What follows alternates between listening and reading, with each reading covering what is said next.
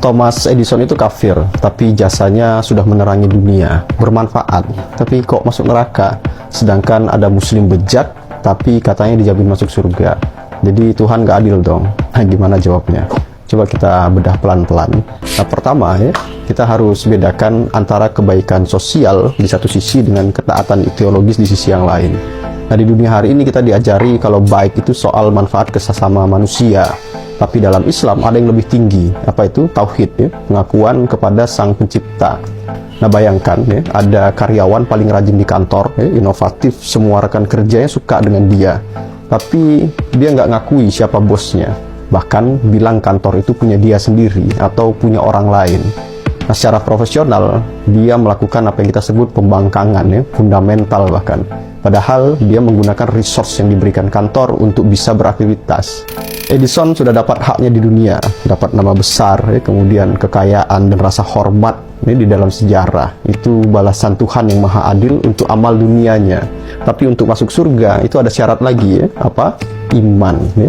Nah, iman ini berat KTP. Ya. Tanpa KTP, berapa baik pun kita, menurut orang banyak, ya, itu nggak bisa menuntut fasilitas penuh dari negara itu. Penemuan Edison itu luar biasa, tapi Edison juga bukan variabel tunggal dalam penemuan dia. Begitupun dengan soal saintifik lainnya. Tanpa Edison, apakah sains akan berhenti? Tapi yang jelas, Edison tetap harus mencari kebenarannya lewat apa yang kita sebut dengan Tuhan.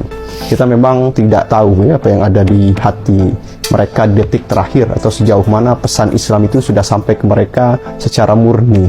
Tapi secara normatif ya, dalam Islam itu syarat masuk surga tetap nih, harus ada yang disebut dengan iman.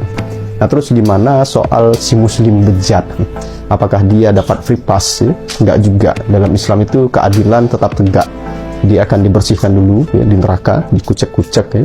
Durasinya itu bisa ribuan tahun, bahkan mungkin ratusan ribu tahun, tergantung seberapa parah dosa yang dia buat. Nah, bedanya karena dia masih punya benih kebenaran ya, atau KTP tadi, hukumannya punya batas akhir. Jadi mengakui kebenaran Tuhan dengan sungguh-sungguh ya, itu nilainya tak terbatas.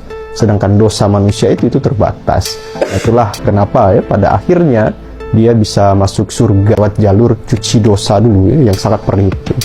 Jadi ini bukan soal Tuhan itu pilih kasih, tapi soal kita mau tunduk pada aturan atau tidak. Surga itu properti Tuhan ya. Adil pun punya pengertian menempatkan sesuatu pada tempatnya, dan Tuhan yang berhak menentukan syarat. Gimana? Monggo ya, bisa berpendapat yang lain.